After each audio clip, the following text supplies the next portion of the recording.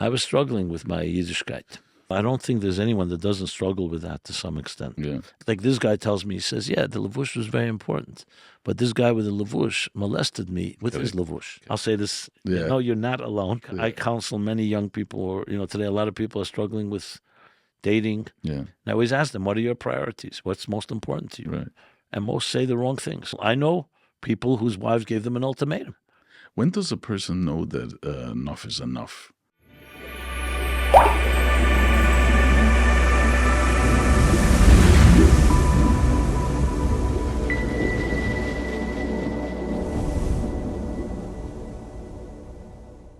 Okay, we have here a special guest all the way from Crown Heights, correct? Yeah, from the shtetl called... From the shtetl Crown Heights. Rabbi Simon Jacobson. Yes. You authored a book called Towards a Meaningful Life. Yes. Which is an exceptional book. And this is a book that is based on the Rebbe, based on his teachings, or is it... Yeah, well, first of all, the Rebbe's teachings is Torah, so it's based on Torah. It's based on Torah. People, as we know, I worked for many years. I was what's called in the lingo a chayzer and a maniach, which meant when the Lubavitcher Rebbe spoke on Shabbos and Yom Tov, and no notes could be taken and no recordings, so we had to put your mind called oral scribes. We were like a walking tape recorder. Wow, it's amazing. So we had to remember sometimes 5-6 hours. We're talking about hundreds of pages. How many years ago was that?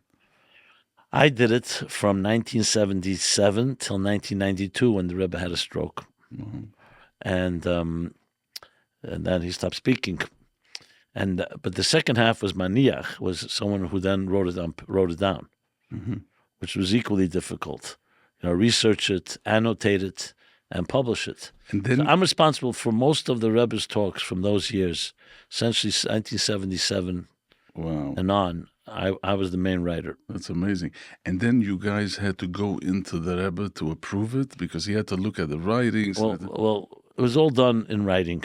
It was all done. We would submit many of these talks for editing. Some he edited, some he didn't. Right. But literally almost on a daily basis, we had many queries and questions, and he would say, I have thousands of pages of his just handwritten manuscripts, which are locked in safe deposit boxes, just for the record, because as you may know, the concept of a Chassidische Geneva. So I wrote a book, Toward a Meaningful Life, and miraculously we got a big deal with a big publisher, a secular publisher, William Morrow, and they published it, and it was a big success. By now it's sold probably over 1 million copies, 14 languages translated. Amazing stuff. Amazing. So that was like, to me, was always my dream, was to make these teachings available to the larger public, not just to Chabad, or those that know the language. Everybody to look to. But also as a deep psychological blueprint for life. Yeah. Like Torah itself, Torah is deeply relevant and spiritual and psychological, but when you read it literally, you don't see that. It's more like stories and so on. So it's really taking all that. The Rebbe's favorite term was Torah Meloshen Heira. Torah has to be a directive. I call it a blueprint for life. Hence, toward a meaningful life. Yeah, wow, amazing. And you're also the founder of the Meaningful Life Center. Explain me where this takes place and what is this? Well, once the book was published, and remember, when you have a big publisher behind it, it has massive distribution. Correct. So it's in every bookstore in the country, literally. Yeah. Not just Jewish bookstores. Right, you can find it anywhere. And there was no Amazon then, just for the record. And they also make major publicity. Like they sent me first to 30 cities, then 90 cities. You speak at bookstores, Barnes & Noble. Then there was also Borders, was another big bookstore chain. And they also get you a lot of publicity. I was on national TV, radio. This was all before these places. More or less before the internet, really. Right. So it didn't have what we have today. So in that time, it was published in 1995. That was when it was first published. So a lot of publicity. So it created a tremendous amount of response. Right.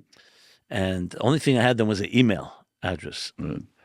So as a result of the demand that the book created, that's when I went and realized there's a lot of work to be done. A lot of people who read the book said that we want more. Right. Or we need deeper. And they, as soon as you deal with personal issues, everything starts coming out. People's anger, and traumas and struggles, personal, interpersonal, and so on. So, and that's one of my strengths. So then decided that, turn the book into a movement, so to speak. Right. So Meaningful Life Center is from the book's name, like Meaningful Life. And now we have a big following, and Yeah. So I created a center, which included at the time classes, workshops, live classes. live This was classes. given in Brooklyn, in Crown. Yeah, Heights. because then there was no YouTube, there was no Right. video, there was no podcasts. I remember that. Oh yeah, so it was classes. In Manhattan. I started in Crown Heights, but then I started doing them in New Manhattan York City. Wow. because there's a bigger crowd was coming. Of course. And I'll tell you in a moment, the audience in a moment. But so it started being classes, personal coaching, Yeah. counseling, Yeah. and I needed to build a team, so I became an organization. You have to raise money, and I had other people helping with the work, and also writing. I'm a good writer, so also was besides personal interactions like in classes and in workshops, weekends, retreats, stuff like that. I also was writing. Every week I would write an article, send out by email, and we built a following, which, thank God, Baruch Hashem, over the years grew into a very big following. Yeah. So then we started building and growing. Today we have over 300,000 subscribers on YouTube, and it continues to grow, as well as millions of views. Another thing is, there's different rabbis and different teachers.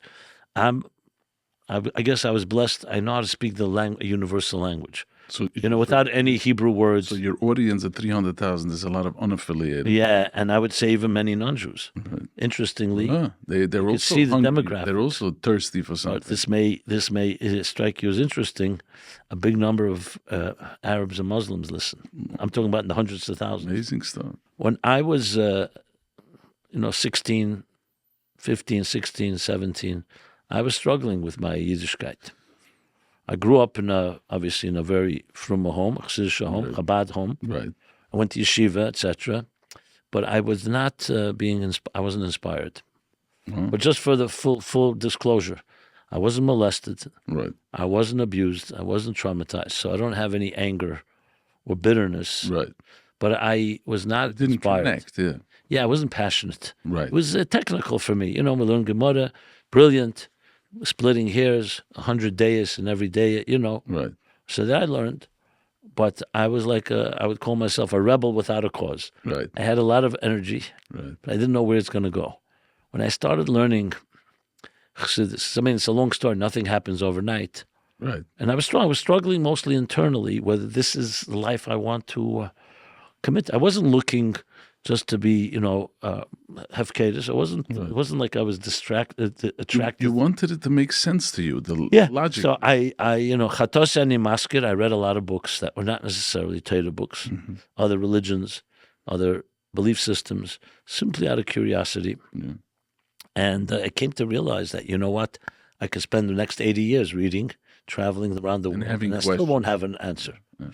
So I did recognize and I respected Yiddishkeit because it's been around thousands of years. But I have to be honest, it didn't resonate. Yeah. Now, I want to discuss your father. I remember I was a little kid in Williamsburg. And now you're an adult? Is that what you're telling me? Yeah. Okay. So I remember there was on Broadway, there was this Pakistani, he was selling newspapers and magazines. It was outside Williamsburg. And we used to pick up the newspaper. It was the Lubavitcher newspaper, the Algemeiner Journal. Yeah. So that's why I know your father. Satmer called it Gemeiner. The Gemeiner Journal, correct? What kreis did you grow up? Satmer. Oh, hardcore? Hardcore, yeah. Started out in Williamsburg, yeah. Oh, wow, okay. So what's interesting is that Satmer used to buy that paper. Of course. He used to buy it. Mayim Gnuvim Yom Tov. Okay, yeah. People want to see what's going on. Fruit, everybody right. wants. And these people used to buy it every Shabbos. And I remember it. You know what I remember? There was a Rabbi, David Hollander. Yeah. He was from Brighton Beach, right? Right. And he used to give a little, in Yiddish, he used to have like a little article, like for Shabbos, like on the Parsha, like a little one. And I just loved it. Anyway, as my father aged, the newspaper aged. And it was getting difficult financially. He was getting into debt. I wasn't involved at all. Then my father passed away 20 years ago. Yeah. And on the way back, literally from the funeral, from the Levaya, I'm the oldest of 5. You're the oldest. Yeah, there's boy, girl, boy, girl, boy. I'm the oldest. Mm. And I said to my brother, to my family, my mother, my siblings, I said, we want to kill the newspaper, we can kill it, but we can't let it just die. We already have a death, our father's death. Right. And they were all fighting with me. They said, no, but sit Shiva, then we'll worry about it. I said, no, if the newspaper doesn't come out next week, it's not coming out again. And I took upon myself complete mishugas because I had a full-time job. Yeah. I was doing the Meaningful Life Center. Yeah, you were busy. Yeah. So I said, I'll take upon myself to raise whatever, a few $100,000. Let's test the waters. So my question is, Chabad and Satmer, why the rift? What was, because I know from history that there was a couple of Satmers who went over. There's some big names who went over. They became very close to the Rebbe. And by now, yeah. By now Chabad and Satmer is a little bit coming together. It's like it's not the way it was when I was younger. No. But what is really the foundation of the rift? Well, if you ask Yamach Shemai, Hitler, Yamach Shemai, he wouldn't say no difference between Satmer and Lubavitcher. Right. Nor Belz or nor Ger, nor for that matter Reform, Orthodox, or Conservative. Right. So it's like when you look from the plane, you don't see the difference. Yeah, you don't see the difference. Crown Heights but you know how it is with Yidden. The whole world hates them, but then they start hating each other. Yeah. They don't know how to get along. Yeah. And I think the real rift began. Listen, let's be honest. You grew up in Satmer. There is a kanoyas there. 100%. Tremendous kanoyas. 100%. About Israel, Zionism, of course. Going to the Kosel. Right. The Satmarov came out very strongly against Miftzah Tefillin that the Rebbe instituted, putting on Tefillin on Yidden everywhere. Right. He felt it's a guf tameh. You can't put on Tefillin there. Mm-hmm. So it began, I think, with certain ideological and theological differences, which that itself was just between the Satmarov and him. It was also fights between the, you probably know Rav Kook and Rav Sonnenfeld. Right. Or the Brisker and the, There's always differences. Yeah. Here, I think some of the Talmidim of Satmer, as they called them, Schwarze Satmer, or whatever, and they were. I heard this myself from Sender Deitch and other Satmer Askonim. He says we have an element that are just pushed to Kalim, and they, the Satmer Rav would have allowed someone to cut off a beard who was learning Tanya. I mean, ridiculous. Even with Zionism, he was against Zionism, but when it came to giving money, he never said give money to the Arabs. Against of course, he was. He's not Punkverket. He was not. Right. I was going to ask you about this. The Levish is important in Chabad, like between the men and the women. Depends how. 1 second. You're talking about halachic matters? No. You're talking about whether the color of your shirt. Everything. You can see that the way like you look at all the other Hasiduses and then you look at Chabad. You see, they have a third. They don't put a big dugish on these things, right? Correct. Well, I would put it this way. In Chabad, the biggest emphasis is on the neshama, not on the guf. Okay, let's start with that. So that's the answer. Right. So in the morning when you say neshama shenasata b'tahiri, it has nothing to do with it. That's also right. Now, that doesn't mean a levush doesn't have any value. Right. But the question is, if that becomes the only thing, you forget about the pnimius. Right. So that's the key. There's a concept of al tabet al marei, So the way I see. So I think some communities, the clothing is more important than almost anything else. Yeah. And if it puts a lot of pressure on. If someone puts on a blue shirt, it's worse than if someone dins avodah zarah in a way, which is a little odd. Right. Because if you know halacha, it's not really work that way. Levush is the best aminig Yisrael. Right. Even wearing a shtreimel doesn't say anywhere in Teisha B'Ksav Teisha B'Alpeh. Right. So why did it become, like, I would throw the question back, why did it become such a ikar? Right. So to me, it seems like, okay, it's like the uniform is more important than. Right. Now, again, I'm not dismissing it. No, because it holds them to get it. You see, I got it. Leishinu levusham, leishinu l'sheina cannot go to certain places because the way he looks, he's. Halavai, that would be the. Yeah. Okay, but yeah. No, I am not dismissing it at all. Correct. There's something to it. No, there's something. The question is all proportion, balance. Right. But then, like this guy tells me, he says, yeah, the levush was very important. But this guy with the levush molested me with his levush. Correct. I'd rather him not have the levush and not molest me. Correct. So which is more important? Right. Understand? For sure.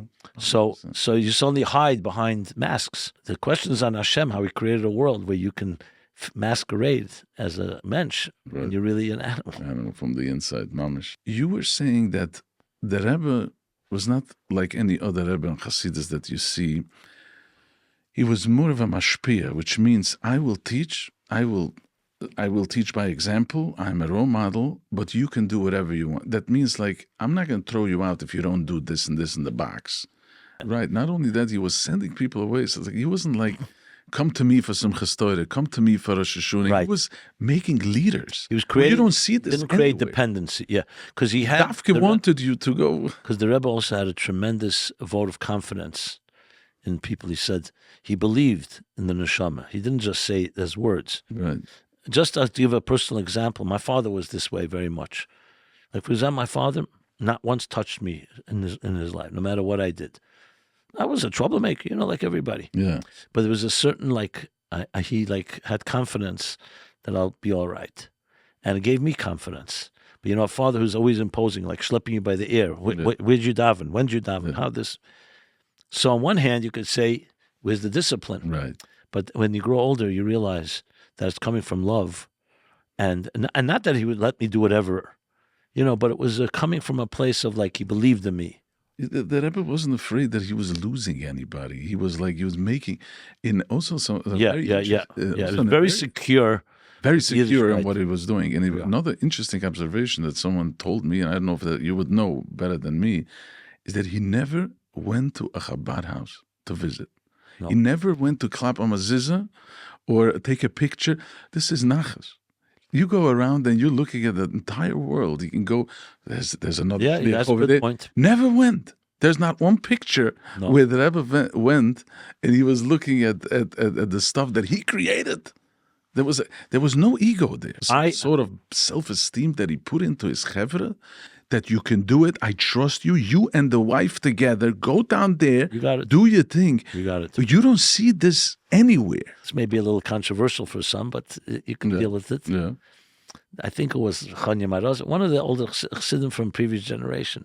So he was talking to a Litvak, to a Misnagid. They call him Misnagid. Yeah. And Misnagid said, that your obsession with your Rebbe is crazy.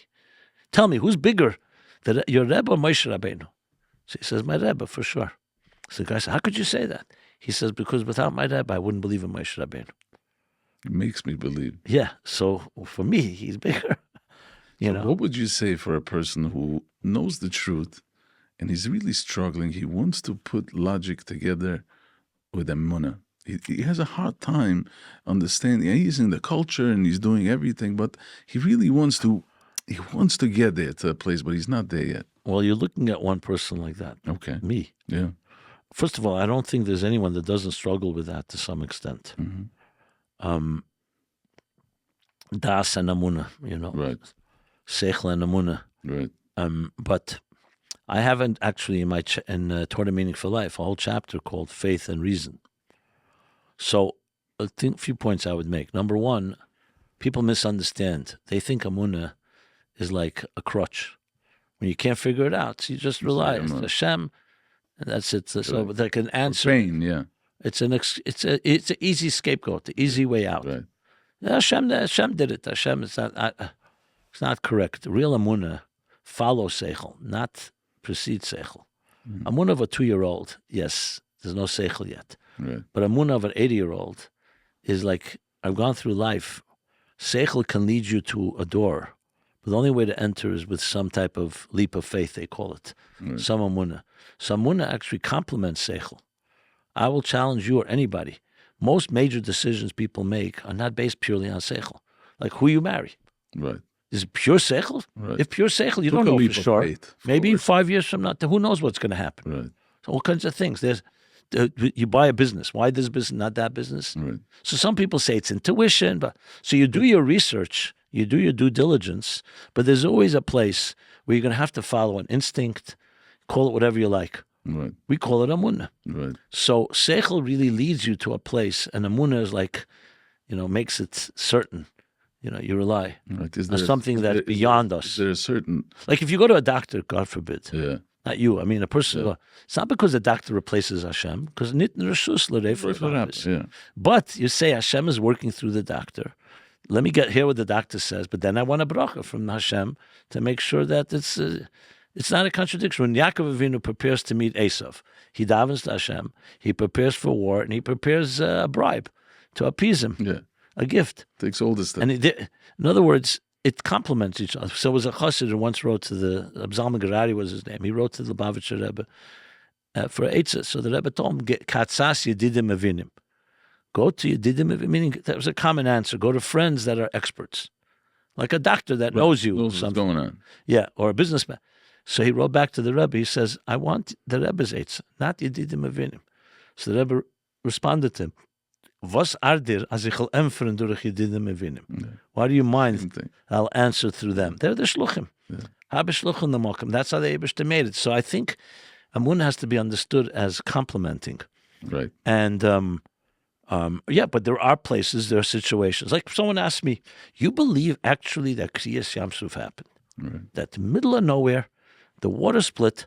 I'm not talking about a little brook of water, an ocean. And the way it split in a So I've been challenged this many times. I said, look, I don't remember that it happened. Right. My memory, I have a good memory, but not that far back. But I will say this. I have embraced Yiddishkeit for many reasons. A lot of it is logical reasons. A lot of it is also emotional. I grew up with it and so on. So once you embrace the big picture, I give the benefit of the doubt. They say it happened. You believe it. Now, if you told me all of my Yiddishkeit is built on Kriyas Yamsuf and nothing else, I don't see anything value, then I probably wouldn't. Right. I said, "What second? Since when do oceans don't split?" Right. But when you see a God that has been good that kept the Jews are here thousands of years later. Yeah.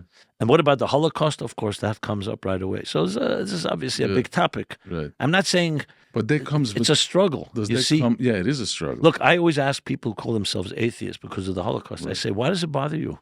What's wrong with survival of the fittest? Do you also bother you when a lion kills a deer in the woods? An innocent deer was killed by. He said, "Why doesn't it bother you? Because that's what you call nature. So maybe humans also, the more powerful ones, kill the weaker ones. Why does it bother you? Why can't you sleep? Why do you expect justice? If there's no God, there's no justice." Right. So I say the fact that it bothers you means there's something inside you that you believe that a little child should not be hurt. Right. I don't think I've met many people who tell me little children, innocent children, should be hurt. So you don't want to call it Hashem, fine. And I always quote the Levi Yitzchak Barditchever, who told the self-proclaimed atheist, "The God you don't believe in, I also don't believe in." Right, correct. Instead,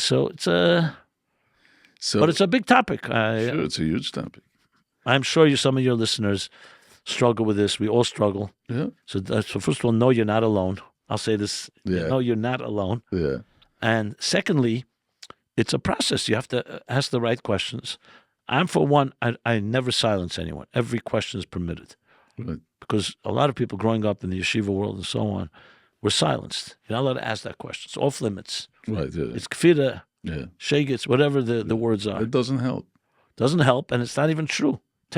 Every Pesach, we encourage the children to ask questions. So I once told this to someone. He says, "But we tell them what questions to ask." It's in that good. That's not the point. I said the point is that you encourage them to ask, to think and ask. Not you tell them what question. You feed them the question. Yeah, yeah. So since you have the meaningful center, the meaningful life center, and we know giving meaning to everything that's happening in your life is very important. The book, the Viktor Frankl, the Man's Search for Meaning. Meaning is very important because everything that the Baruch Hashem throws at you, everything that life throws at you, you give it meaning and it helps you get through it. The question is, how does a person give meaning to a major difficulty or a major problem that he goes through? That's a big question. I, for one, understand that seichel has its limits. You can only give, seichel works in normal situations, but as soon as you deal with tragedy or loss, or whether it's individual or collective, right, you have to use other tools. You can't just start explaining things. You can't just say everything Hashem wants, it's all for the good. That's nice when it doesn't happen to you. but when it happens to you personally. Right. So I think there's a critical importance of recognizing people's emotional, I'd say, distraughtness, being distraught, and respecting it. Right. Like you see, when people, God forbid, le'aleinu, sit shiva, Right. even a tzaddik, you don't say, you know what, Hashem knows better, and Hashem is nitzchi, there'll be tchis hamesim, let's not sit shiva. No tzaddik has never sat shiva. Why not? The tzaddik knows. The Rebbe Shalom does whatever is. No, because Hashem created us, that when a father or mother, and no one should ever know of this, dies, you're saddened. It's a process. I remember when my father passed away, it was traumatic. And he was a little over 70, but still traumatic. And it's a shock even. Moshe Rabbeinu was shocked when he saw Tumas Mes, the Medrash says. Yeah. I remember when the Rebbe, when his wife passed away, and the Rebbe was a man who had Gadlus HaMechen. You know, he had composure, but he cried, and he was vulnerable. And there's nothing wrong. That's the way Hashem created us. And even says Hashem made it the Mois. The Eibishter could also cry, Right. however you explain. So I think sometimes an answer is like one Rebbe once told a chassid who suffered. He says, I don't have answers for you, but I can cry with you. Yeah. There's nothing, that to me is a far more legitimate answer than starting to try to explain it. So once you get through that, a certain, I guess, validation that you're allowed to cry, you're allowed to have questions, you're allowed to be even angry and upset. But what you want to do, as the Rebbe often would say, you don't want to ask why it happened. You want to ask, what are you going to do about it? Yeah. How are you going to build your life from here? Are you going to become stronger, or are you going to let it destroy you? Right. So it's not an answer per se. So I think the meaning you find once you ask, what am I going to do about it? Right. Which you can't necessarily ask the first day Right. when you're in shock. It takes time. But ultimately, whatever I've seen, look, my wife lost her mother at 7 years old. I was telling you a true story. Yeah. She's the youngest of 5 children, my wife. Oh. And I marvel. They're such healthy people. And I know plenty who've had a tragedy like that, and life is over. Difficult. Devastated. They're not married. They're angry. They're psychologically screwed up, messed up, etc. Yeah. And I studied her family, and I saw there was a lot of emunah pshuta, but also a lot of strength. Her grandmother survived her daughter's passing, and she was a very strong Chassidish woman. She didn't let them have self-pity. Mm-hmm. She brought them up with dignity. And I'm sure they have a big hole in their heart. It's not a question. Right. But they became stronger people. Right. So the meaning I would say, la'achar ha'ma'aseh, not before, because we always pray to Hashem, we shouldn't have. But once it happens, it ultimately, I don't like to use a cliche, but that which doesn't kill you makes you stronger. Right. Or like you're like a tea bag. You don't know how strong you are until you put into hot water. Right. So no one should be put into hot water. Right. But I'll use a pasuk in Shmais. You know, kashayano esei ken yirbe v'chen yifritz. Right. The more they were pining, the more they were afflicted and oppressed, the more they thrived. So that's how healthy people find meaning in life. Yeah, you see people. You know, most of the hospitals, most of the are built by people who suffered. You know how Hatzalah was born? Yeah, we all know. Yeah. The guy's, I think, mother. They came too late. The ambulance came too late. And he said, "I got to do something about it." And he changed the Jewish world through a tragedy.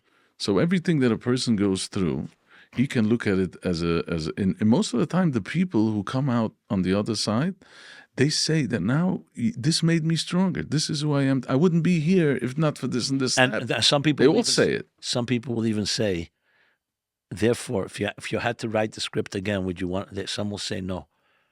After the fact, it's the way. A lot of people say I would not change the script. Yeah. Now, which is hard to hear. Right. You know, because you think you would write a script where you didn't have that tragedy or loss. It's not pure seichel. Let's be honest. It's not a seichel dika answer. Right. But it's life. Life is not all pure seichel. Talk about emunah. Right. That's where emunah. You just see there's something more to life. You know, when a mother stays up all night with her child, or I was dealing many times with a mother. The doctors say your child is autistic. You're never going to have a relationship with you. And the mother says, I will have a relationship. So the child wasn't cured. But you see something when the mother comes to the child. There is something. And no doctor, no normal doctor will say, it's fantasy. There's something there. There's no question there is something that is beyond human capacity to fully understand. Real love. I saw a video. I don't know if it's real recently. I don't know if you ever saw it. It's very fascinating to me. I have to research it. Where twins were born and one was stillborn. And they declared him dead. But the other twin kept holding on to him. And after a while, he came back to life. And they could not explain it.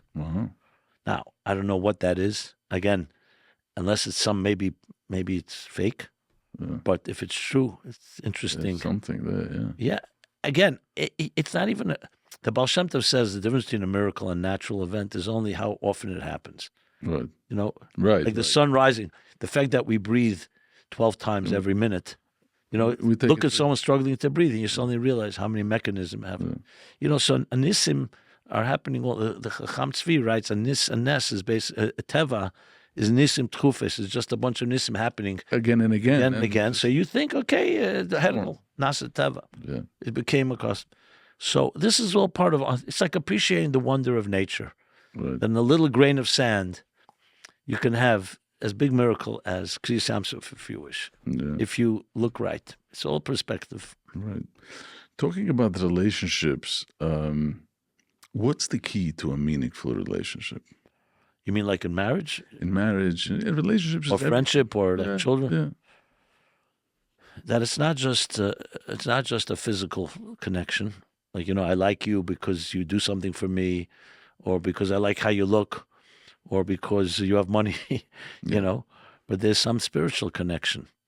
Let's talk about marriage. I always talk about in marriage that there is 3 levels of compatibility. People. Physical compatibility, something you simply like the other person physically, sexually, whatever. Right. And I mean that in that sneeze. Yeah, of course. Yeah. Second is emotional compatibility. You can like how someone looks, but there's no bond. Yeah. You don't feel for them. They don't. And then there's intellectual compatibility. You share ideas,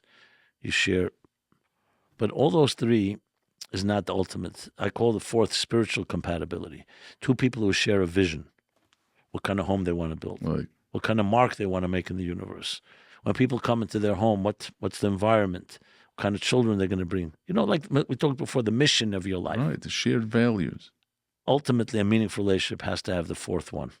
The first 3 are important, but they're all, first of all, they're all subject to change, and they don't create the foundation. When you say binyan ad, it has to have the 3rd partner, somewhere Hashem has to play a role in this. So you would say that this is the key, let's say, for dating. If people are dating, they have to look for spirituality, and if they share the same values, and if they if they have chatting. I counsel many young people, or today a lot of people are struggling with dating. Yeah. And I always ask them, what are your priorities? What's most important to you? Right.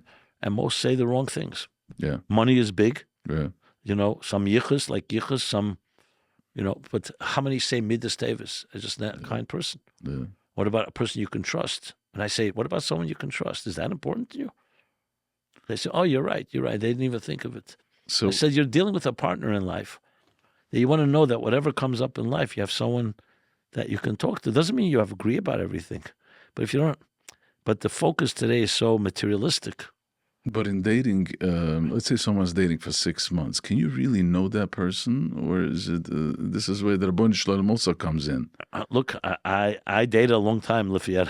Yeah. But, I think exactly right. Hashem gave us enough to know enough to make a decision. Everything, of course not, because in 10 years from now, you may be faced with a financial challenge or, God forbid, something negative. And you see I see a new person. Yeah, but you don't really see, because you do. I think Hashem, in His wisdom, allows us to see enough that you could say, yes, this person is going to be a good mother. This person will be a good wife, loyal wife. Right. I think loyalty and trust are things you could see after 6 months. After 6 months. Now, obviously, everyone can go through nisyanis in life. Right. Anything could happen. Right. But you know enough to go with it, and that's what I find. If your priorities are right. Right. If your priorities are not, if you're not looking for someone to trust or someone that's kind, When does a person know that enough is enough? Like In dating? In marriage. Oh. People are struggling and they have all kinds of issues, and they're like, should I, shouldn't I, should I take my time? And it's not an easy decision, but we very say hard. the D word, a person wants to go for it. When does a person pull that trigger? The problem is, on a broadcast like this, it's very hard to talk in general terms. Yeah. I would say if anyone's contemplating that, they better talk to someone one-on-one. Professional or mashpia or a rav or a coach, but someone that's psychologically attuned, right, that you trust. Because I don't want to give general guidance. Because you were saying that people... It's case by case. Case by case. Because sometimes you find out that person thinks enough is enough, and you find out they didn't try everything. Right. That's the thing. That's what I'm trying to get. Or they have something else going on that they're not telling you. You need to... I've dealt with plenty of situations. Right. Some ended up, unfortunately, in divorce. Some did not. Yeah. Not always for the right reasons. When you start digging, you start finding out things that are not always, they don't always tell you everything, As usual, most problems people tell you are not the real problem. Mm-hmm. It's only the symptoms. Right. Or like I like to say, there are 3 stories: his story, her story, and the true story. Yeah. So you get pieces. But if anyone's contemplating going, remember, divorce is always the last option. Last option, and not jump to conclusions while you have 15 emotions going on in your head and you didn't identify exactly what's bothering you. Sometimes 4 other things are bothering you, but together it sounds like it's the end of the world. So there's divide and conquer. Right. Before the program we mentioned narcissism. Yeah. What do you do in that case? You're married to a narcissist. Yeah. What do you do? And higia mayim ad nafesh. You realize. Yeah. I was able to tolerate it till now. Right. The children are now going older. It's a big, difficult one because we both know it's not curable. It's not curable. And but the question is also the level of the extreme of it. Right. Does he acknowledge anything? Does he not? He or she? Because everybody is on a different level. Yeah, and then you have to know the person's tolerance level. And and then is the known evil better than the unknown evil? Yeah. And. I would not say anything in sweeping generalities. Right. Because you're dealing with nefoshes here. It's life. Of course. Especially their children. And in your life, you think that even divorce, when it's necessary, you think it's all's galik and everything is beautiful afterwards. Right.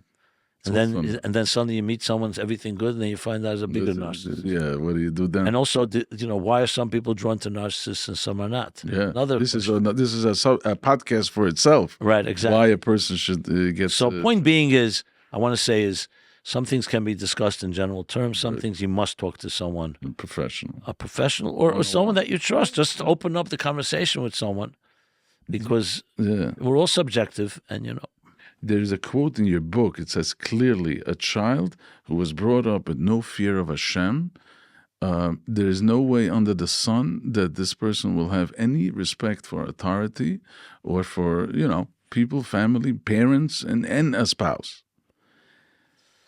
Because they love themselves more than anything else. That you talk about narcissism. So what you're saying is that if a person, I say to that extreme, does not believe in the Rabbi emunah, the quote you're reading from my book, right? Yeah. You that extreme. Clear. This is the words. Clearly, a person who was not born, was not brought. Well, my explanation would be because Hashem is more than just Hashem. Hashem means there's something greater than you. Because the other option is to worship yourself. Yeah. So if someone doesn't have accountability to Hashem, so that's one big red flag. Where will they have accountability? To whom? To their boss? That's what I'm saying. No, nothing. Right. It's only them. Yeah. So this is one big red flag that when you date, to find out if that person is Yir Shamayim is a big one. Understands why he wears a yarmulke. Yeah, 100%. It's in simple English, it's accountability. And that you're not the final say about everything. Right. It's not all about you. Who are you? Yeah. Who are you? Yeah. I mean, you're not the only one on the planet. But remember, if the person himself doesn't have such Yiras Shamayim, right, is he going to look for Yiras Shamayim? Yeah. Met people who said to me, "I don't care if she doesn't have fear of God. I want her to have fear of me." I said, "Great, that's that's right. You're right on the money." Yeah. I want to talk about the subject, of course, of addiction and drinking and alcohol. And I know, I'm asking you as a professional, as a person with experience and as a person talking to people, but I know in Chabad, drinking, the Rebbe used to make a l'chaim and this and that. And you know, people take these things like, you know, little... what's your take on when you may be surprised on my take here. Okay. Or maybe you should be surprised over the general topic. First of all, let's make one thing very clear. In Yiddishkeit, long before the Rebbe, long before Chassidus, long before L'chaims, there's only one God.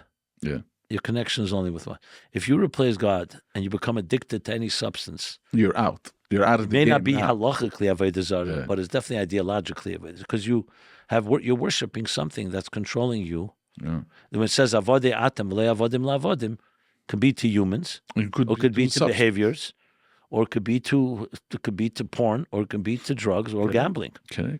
So that's simple as that. The question is there room for the concept of l'chaim? Right. Purim, we have the adela yoda. Right. You know, chayav inish l'psume adela yoda, which is again long before Chassidus. And then you know by Chassidim there was the concept l'chaim, and some people did get drunk, etc.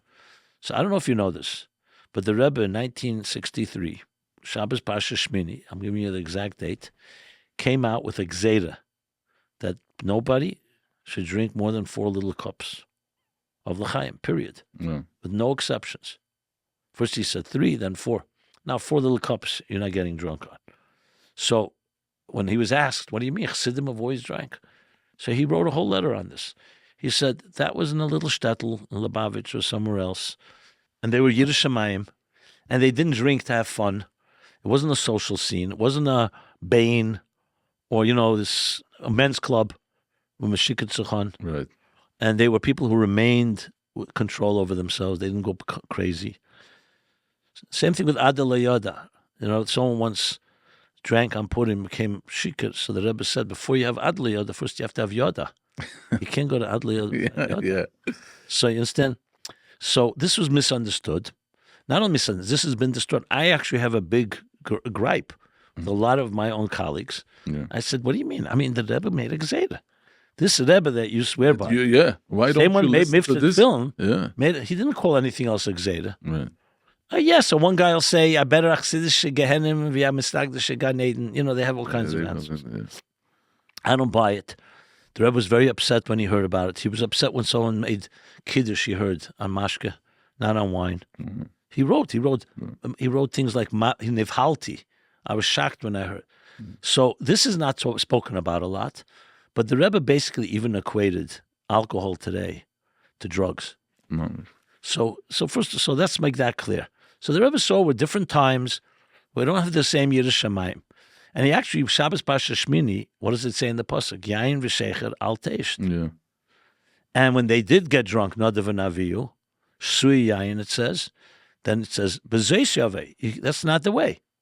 So to completely, to negate that there were people who did drink and say l'chaim in a Kedusha dik way, but today, for sure, it's not the Seder Hadvarim. And that's my real statement. I don't have to be stronger than the Rebbe himself. Right. And he was very...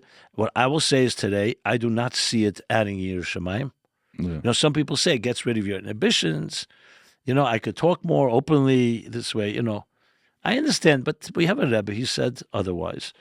And I don't see any excuse for it today. I see it completely as a social party. Right. And nothing to do with Kedusha. You know, people come Friday before davening or the Kiddush clubs. Yeah. And Mashiach, it's terrible. Their wives are usually not involved, which tells you right away something. Right. That means As it's a matter of fact, they're very upset. having fun. They're having very upset fun. when these and they come home half drunk. Yeah. Oh. So anyway, I can't say in stronger terms. I just don't. There's nothing redeeming about it. And what's your Again, I've studied it. If someone showed me that 1 out of 100 people had a Seder, it became a more Yerushalayim. Positive Is thing. davening properly. Yeah. Baba it becomes a crutch. I know people who wait all week. They can't wait to say a little l'chaim on Shabbos. Either they wait or they drink during And the I've week seen also. worse things also. Yeah. I've seen people who became Mamish abusive. people's lives. Yeah. He got drunk, Mamish lives. out of control, and they were abusive and hurtful. I know people whose wives gave them an ultimatum. Yeah. I know one community, a wife gave an ultimatum. The husband insulted the wife, Barabim, public on Shabbos. Yeah. And she said, And then the community members came to the guy and said, if you don't straighten out, we don't want you back in the shul here. Yeah. So he did. And it saved his life. Today he speaks openly. That it was for him. He was a very insecure guy. Drinking gave him like an outlet. Of course, yeah. So that's you need therapy. You need help to work on your self-esteem, Yeah. or to work on. I have not seen any alcohol helping anybody. in any way, shape, or form. Another discussion is psychedelics. I want to talk about it. Oh, What you do want to go think there? about it? Yeah. I have my thoughts on it. As you see, I'm not ashamed. I'll tell you exactly what I think. Well, tell me exactly what you think. Well, you want to pose the question, or you want me? Yeah, to my question is, what's your take on psychedelics, on ayahuasca? It's becoming very popular lately. Weed is legal now. It's just like alcohol. Yeah. I think it's going in a wrong direction, 250%. But I would love to hear what you have to say. And there's ketamine and there's DMT. Yes. I will tell you this. This stuff. Full disclosure. I've never done any of this. Okay. I haven't smoked even a joint in my life. 'Cause I'm a purist. Yeah. I get my spiritual highs From a Chassidus different place, yeah. and Torah, as I told you, in working the sikhs. So I know what a spiritual high is, Right. and I don't need any of this stuff. Right. But I speak to many people, and I've read tremendous amount. I've read all the literature that's possible. I actually read it before this whole new, what they call plant medicine stuff. There's also LSD, the synthetic stuff from the 60s. And there was a guy called Timothy Leary who wrote a bunch of psychedelic literature. So I was always intrigued by altered states of consciousness, but not because I have any interest in doing it. Right. So now when I see it, I have many, many problems with it. But let me start with, I'll quote a letter from the Rebbe. In 1966, someone wrote to the Rebbe about LSD. So LSD, just for the record, is a synthetic. It's not natural. Right. It's not like ayahuasca Like or psilocybin or others that are based on a natural plant or natural frog, toad, and its whatever glands.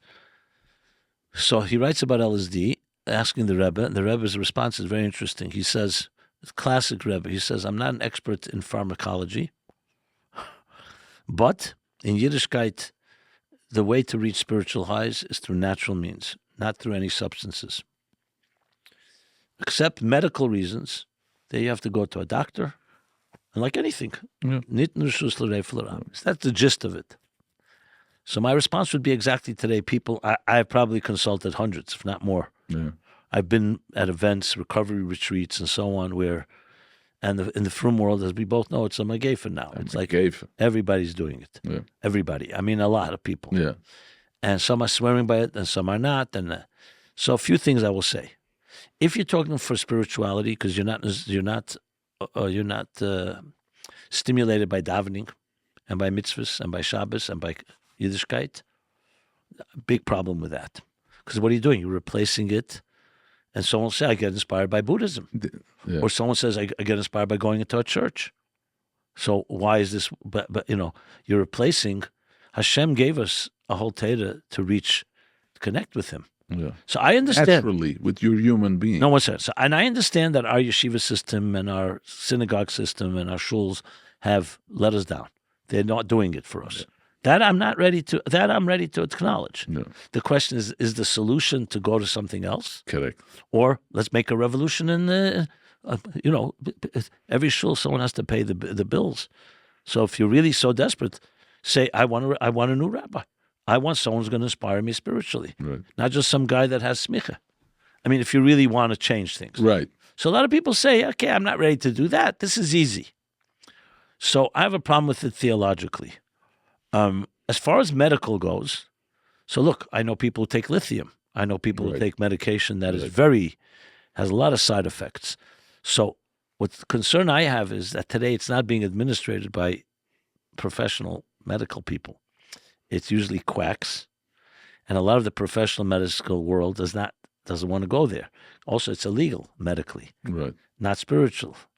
So there's a lot of problems how it's used. So in this world, they call it intention and integration. Why are you taking it? What's your intent? Why? Someone asked me, I said, what's the reason? What's missing? Someone recreation, just fun. That's not a Torah answer. So if it's a Torah person, the answer is no. That's not. It's a lot of recreation fun that you shouldn't be doing. So that's not.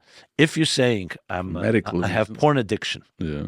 or I have PTSD or something else, and a professional is telling me this may help, Alter Or- your brain or whatever. or I have a serious abuse as a child. So if it's administered by somebody who's responsible, like I said, there are stronger medications than plant medicine that people take. Like somebody takes things for their heart. Right. That is very intrusive. Right. But there's intention, and most importantly, integration means afterwards. What do you do afterwards? Yeah. You're not going to take it every second. Right. And that's where there's a lot of problems. So right now, I look at it more like a fad. Right. Now, remember, it's not pleasant. Many people tell you, think I'd like it? But you know what? It makes you throw up. You have Yeah. bad memories. Anything Right. could happen. Yeah. And another thing is, in general, the jury is out. We don't know what will be 5 years from now. Those people are doing it now. Who knows what kind of... There are people I know, Effects as they well, don't yeah. talk about the psychosis or psychotic results that some people... they're very careful if someone has bipolar. Right. They should not take They it. should not take it. Right. Because it's What happens if a person doesn't have Abstract fact. bipolar, but they're on the borderline? Of course. Wake up something that. So I see a lot of irresponsible behavior with it. I am, on the other hand, I'm open-minded enough to say that if you have real professionals, and indeed very clearly you know why. Like I know a guy that took it because of sex addiction, With ayahuasca, ayahuasca, and a few other a things. few other things. But he already With worked the- on with his the sex addiction shaman, beforehand. with a Now, that's another thing to do it halachic, because shaman's another thing can be also borderline avodah zarah. Right. Yeah, but let's say it's not done that way. But in this case, I know the guy personally, and it has helped him. But he's already gone in beforehand. He has a good marriage, and he wants to make sure he's married. He's not just doing it, like that. So, but that's a very specific. I think right now what's happening is, people are. It's like a lot of people who are spiritually asleep. It's waking them up, and they feel good about it. Yeah. A lot of people have told me I didn't even know there was a God. Now I know there's a God. But is that true that that will alter your mind? I mean, it's supposed to give you illusions. It gives you Well, color, shows you let me put it colors. this way. How is God coming into this? I just want to understand. I'll tell you because I why. never took it. Because if you get the ego out of the way, it's like the Kotzker Rebbe said. Does it get your ego out of the way, or it inflates an ego? It says that you are the best, you're the nicest. No, not necessarily. No. The Kotzker Rebbe once said, they asked him, where's the Eibishter? He says, wherever you let him in. Man, correct. So what it does do, and this is proven, It kills the ego. it gets rid of the clouds, the distractions, Uh-huh. the desire for power, for ego, for money. It does do that, and it goes into a deeper place. But that's a positive The question is whether it should be done to begin with. right, and in a way that you're inducing it, because have you earned that? Look, people who daven ba'aveda or do mitzvahs properly also doing that, but they're doing it in natural means. Right. Here you're using something that actually it does play. Let's make this clear. It plays with the chemicals in your brain. That's for sure. Right. And it does. It can do that, and therefore that's why they feel like suddenly I see a deeper truth I didn't know was there.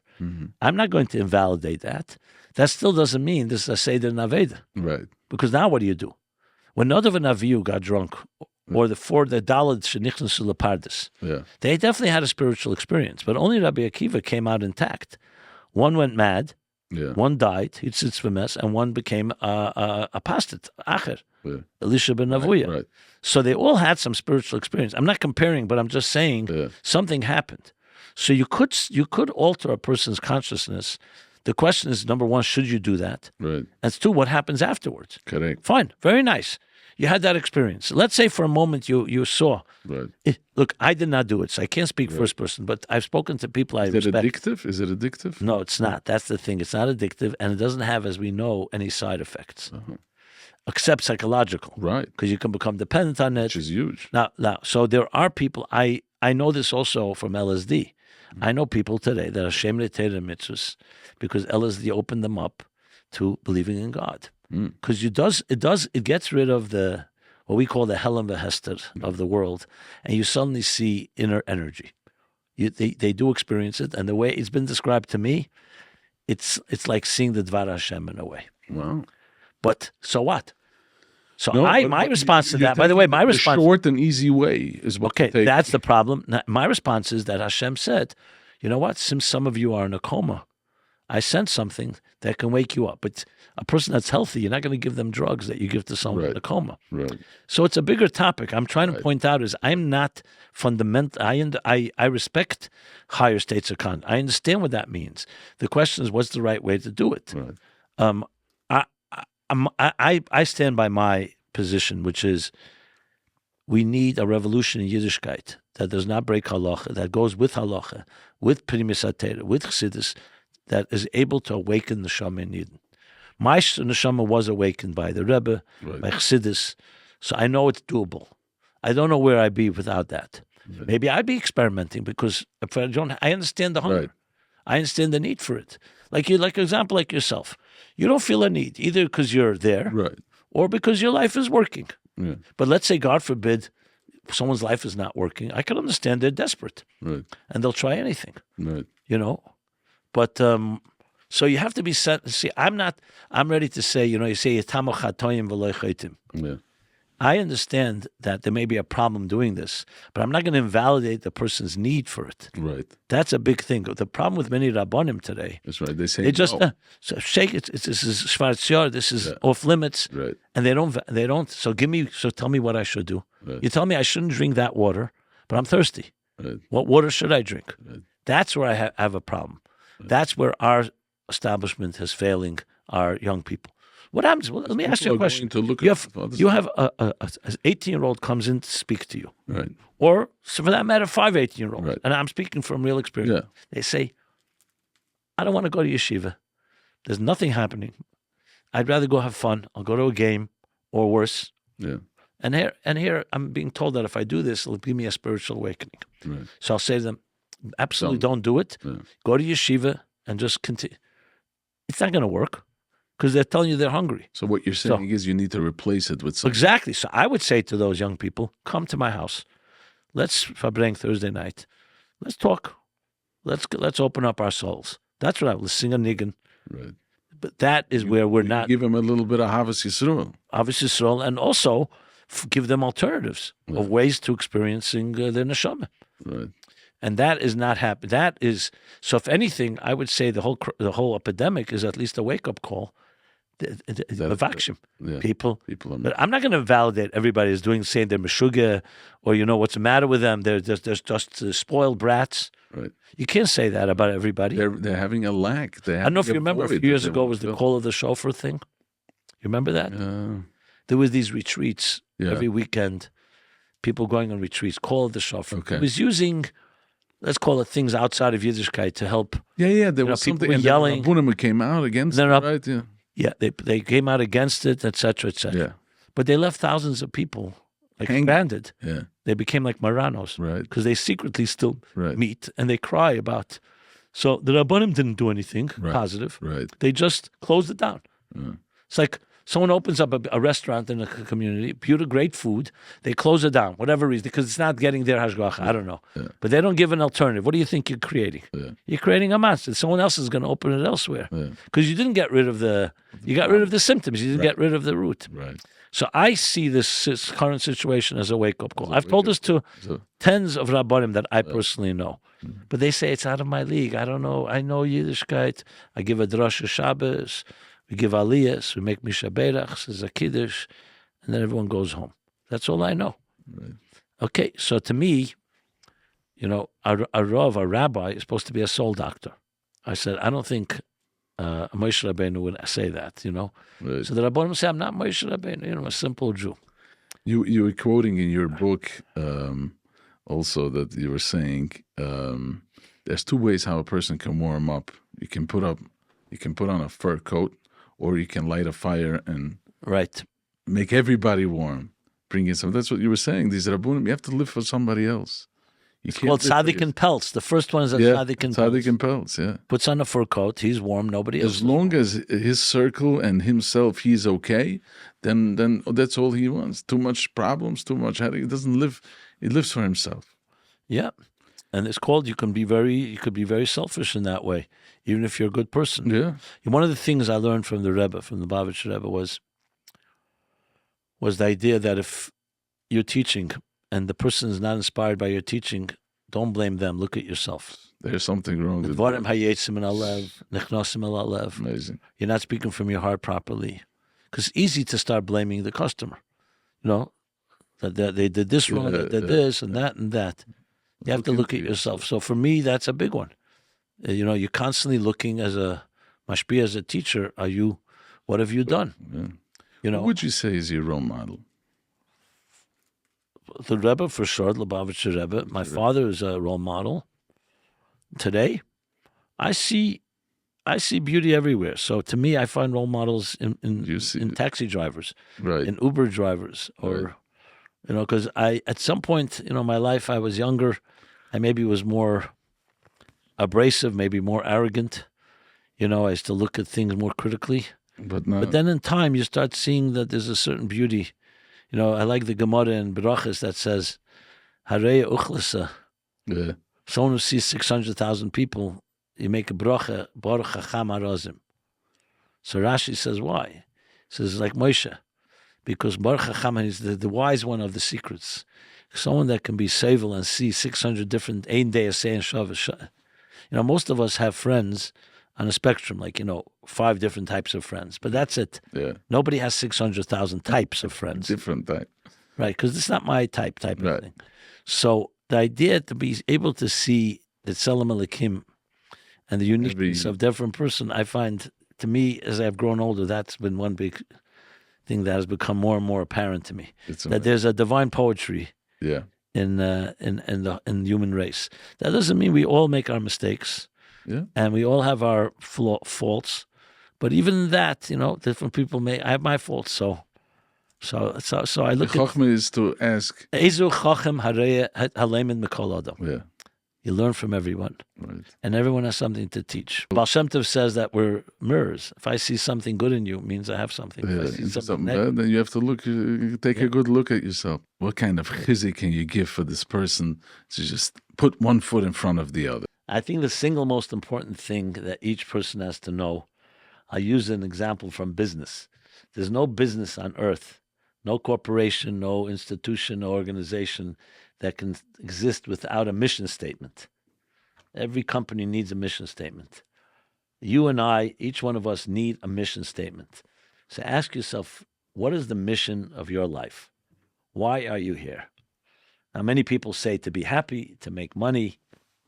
Your mission is the reason that your soul came to this world in some way to improve and perfect and sanctify your little corner of the world. So you have to look at your skills and your talents and your opportunities and know that the whole world needs you, because what you have to accomplish, you and only you can accomplish. And when you don't do that, it's like think of it like a cosmic symphony. Every musician, every musical note is absolutely necessary and indispensable. So remember that. When you say in the morning, Moda Ani, Lefanecha melech chai v'kayim shechzarta b'nishmasi b'chem l'rabba munasecha shechzarta b'nishmasi. God is renewing your contract, giving you a new vote of confidence and saying, I believe in you. You can achieve anything you need to achieve. Make sure to hold on to that mission. And everything else, money, materialism, power, is only a means to fulfilling your shlichus, your mission in this world. And when each of us does that, we have the beautiful music of the entire symphony, and that's called the Geula Hamitis Vashlem. The world is divided into there's givers and there are takers. And I want to thank you so much for coming in. I want to thank you from the bottom of my heart because you just modeled being a giver. You got into the car and you decided, I'm coming. Maybe I will change somebody's life. Maybe someone is going to hear one thing and he's going to get inspired. So I really thank you for coming and I really appreciate it. I appreciate it as well. Thank you for having me. Maybe that one person is you. Maybe.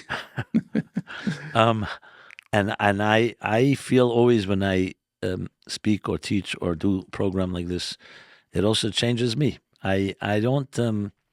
even though there's a camera and so on, to me, it's become very personal. Yeah.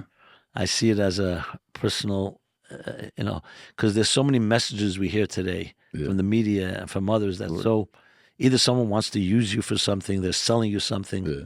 You know, that's all we get streamed all day. That's what we're getting. Right. So to me, it's a very, I call it sacred. It's a sacred journey to we call cross-pollinate. Right. When two people connect and their souls somewhat intersect. You bring back some kind of old flavor from, not old, it's still young, but it's like, before the internet, before all this old busyness that we see today, a little bit of wisdom it's missing today. Well, thank you. So I really listen. appreciate I see technology simply as a tool, Absolutely. like a good hammer, Yeah. good screwdriver, Right. and that's all. Right. Don't worship it as an end in itself. I don't look at it as a gimmick. Right. It can amplify your voice, and like they used to say, junk in, junk out. Yeah. That's what technology is. If you Yeah. put in junk, you get more junk. Right. Right. You put in good things, you get more good things. So I want to give you a bracha that you should be matzliach Oh my.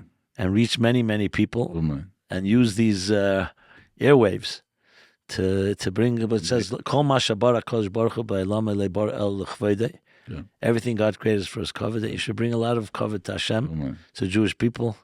Thank you. And we need powerful, so you call it the struggle. Yeah.